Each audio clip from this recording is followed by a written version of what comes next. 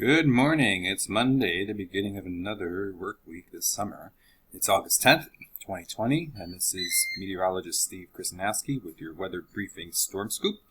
Today we're going to talk about earthquakes, tornadoes, and more. There's just a lot going on this weekend and upcoming week coming up, so let's just jump in.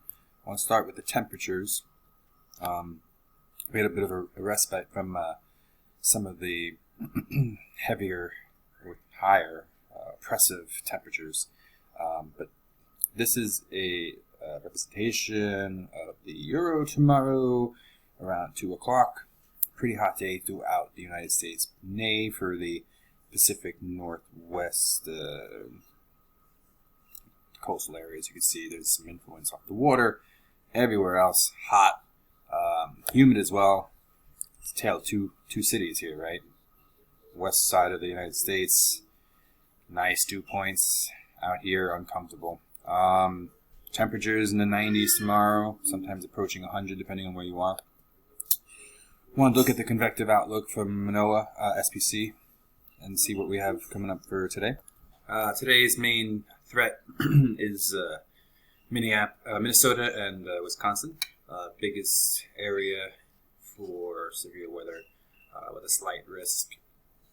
And as you move further south and east and west, you'll see marginal. I want to clean up a couple things between thunderstorms and the tropical system last week. This is just observed precipitation for last weekend. There are some areas in here that got 11, 12 inches of rain. If that was snow, that would have been something else. A meteorologist's dream right there. But big winners here through the Delmarva area. Really did well here in terms of rain. So there's not much going on in terms of formated rain systems today. I did speak of the severe weather threat in Minnesota and Wisconsin.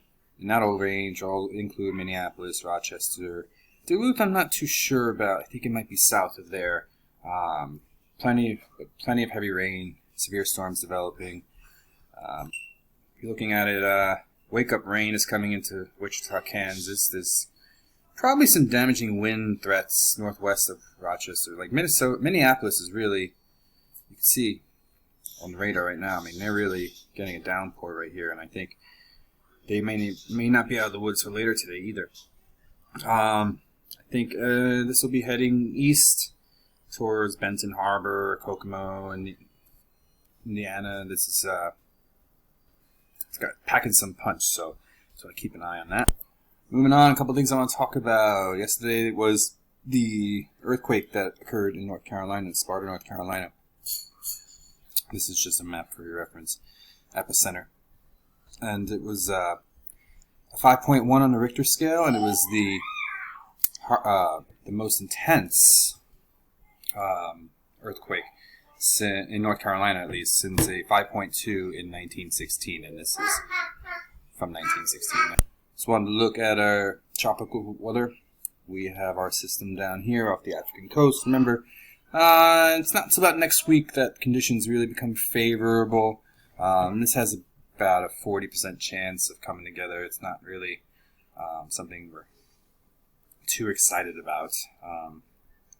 Not that you'd be really excited about tropical storms unless you're a meteorologist, but it's a few hundred miles southwest of Cabo Verde Islands. Maybe become a depression during the next few days while it moves west. We'll see. We'll keep an eye on it. Also want to look at the Apple Fire. Same information as the other day. It's 30% contained. It's still going. And then finally, wanted to just give a list of confirmed tornadoes from the hurricane last week. This will range from EF3, which is the most intense that we've had. It goes up to EF5. And then it'll range down. It'll go down. It's 3 pages long, down to EF1. So feel free to pause and take a look. Just wanted to give sort of an update on what's going on with the storm. There's still people without power in places like Connecticut. It's crazy at this point. It's been 5 days. Anyway, I'm meteorologist Steve Kuznowski. We'll see you tomorrow.